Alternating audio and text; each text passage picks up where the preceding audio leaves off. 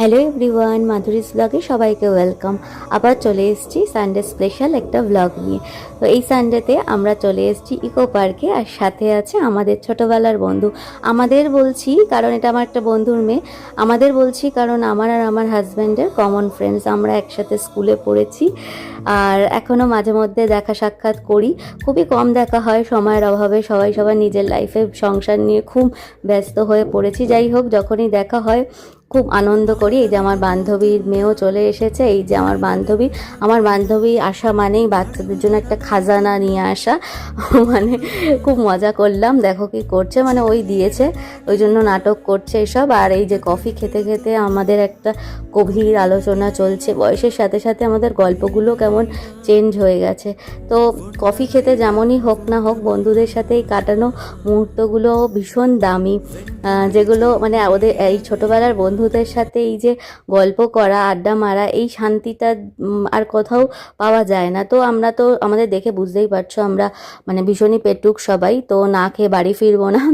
এই যে এনাকে এরা আলাদা করে দিয়েছে, যেহেতু ইনি একটু ছোট এদের থেকে বয়সে, বেচারি একটু মুডটা অফ হয়ে গেছে তার জন্য।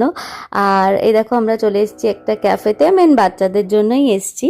তো ওরা একটু খুটকাট কিছু খাবে, তারপর রাত হয়ে গেছিলো, বাড়ি গিয়ে ডিনারের টাইমও হয়ে গেছে। তো এখানে আবার আমাদের হাসি মজা চলছে আর টুকটাক কিছু খাবার খেলাম। খেয়ে তারপর আমরা চলে গেলাম সবাই বাড়িতে। তো বেশ ভালোই বিকেলটা আমাদের কাটলো, রবিবার অনেক দিন বাদে। তো বাড়ি ফেরার সময় আমরা খুব আনন্দ করতে করতে ফিরলাম। এই যে এরা নিউ টাউনেই থাকে, এরা শর্টকাটে ঢুকবে বলে আমাদেরও শর্টকাট রাস্তা দিয়ে নিয়ে আসলো। আর ওই যে পেছনে আছে আমার ওই বান্ধবীর মেয়ে। আমার বান্ধবী নিজের গাড়ি নিয়ে এসছে, ও ড্রাইভিং নিজেই করে।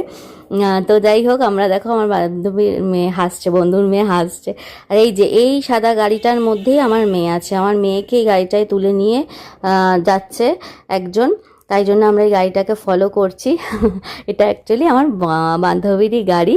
তো আমার বান্ধবীর মেয়ের সাথে আরেকটু সময় কাটাবে বলে আমার মেয়ে ওদের গাড়িতেই উঠে পড়েছে। ওরা আমার বাড়ি এমন কিছু ওর বাড়ি থেকে দূরত্ব না, তো আমার বাড়ির সামনে দিয়ে যাবে, তাই জন্য আমার মেয়েকে নামিয়ে দিয়ে যাবে। তো ভীষণ ভালো সন্ধেটা কাটালাম। আর এই ছোট ছোট স্মৃতিগুলো খুবই মূল্যবান। কেমন লাগলো ব্লগটা অবশ্যই জানিও, আর ভালো লাগলে আমায় সাবস্ক্রাইব করো।